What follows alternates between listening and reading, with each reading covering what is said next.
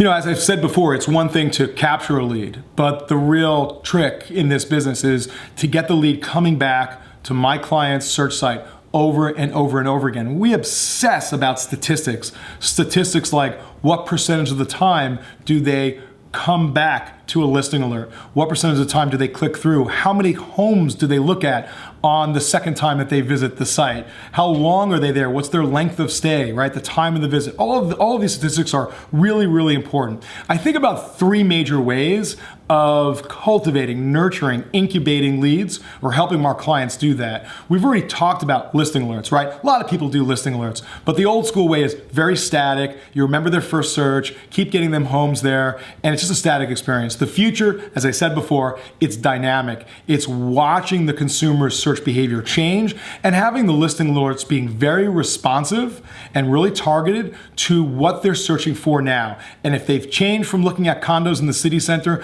to looking at single family homes in the suburbs, the listing alerts needs to change as well. So we've talked about that. The second really, really cool thing that we're doing are these intelligent behavioral communications. And this is using algorithms, artificial intelligence, to automatically notice when the consumer search activity is getting elevated, when they're saving searches, when they're tagging homes as favorites, when they're looking at homes more than 3 or 4 times. That's a huge cue. We want to send an automated message to you that they've looked at a home 3 or 4 times, but we also want to send an automated text right to the consumer. Hey, notice you've looked at 123 Main Street 4 times. Would you like to go see the home? Or can I send you a few more homes that match that home exactly? Really, really cool stuff. And so we can look at 6, 7, 8 different behaviors that would elicit basically an automated text response. Now, we never want to over-text consumers. You never want consumers thinking that they're on these automated drip campaigns. We think that's the past. We want them every once in a while, when it's right, to get a little text from our agent that seems very personal and is a call to action. And when all of a sudden my Ylopo client gets a response on their cell phone and it says, yes, I'd like to go see 124 Main Street, my client loves it because they didn't do anything. The system did it for them automatically. So intelligent behavioral communications, number 2. Number 3, which is really exciting, is the shift that we're seeing in what we call remarketing retargeting. A lot of real estate tech companies out there that talk about remarketing retargeting, but they're really doing it in an old school way, which is getting your brand back in front of the consumer when the consumer's online, in their Facebook newsfeed, or they're on ESPN.com or CNN.com, wherever they are. But that's really generic, right?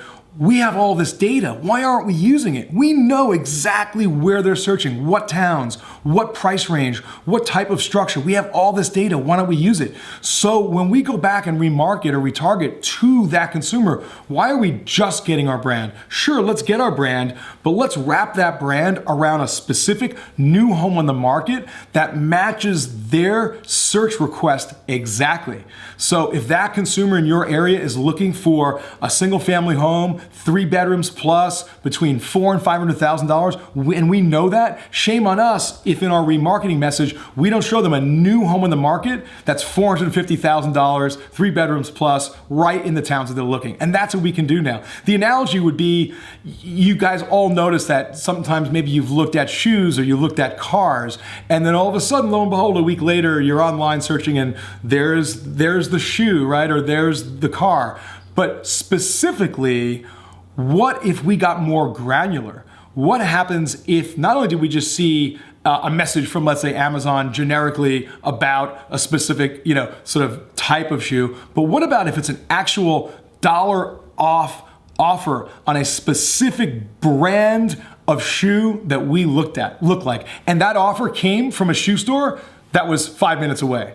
That's how granular remarketing and retargeting is getting, and that's how granular it should get in our world, in the world of real estate technology.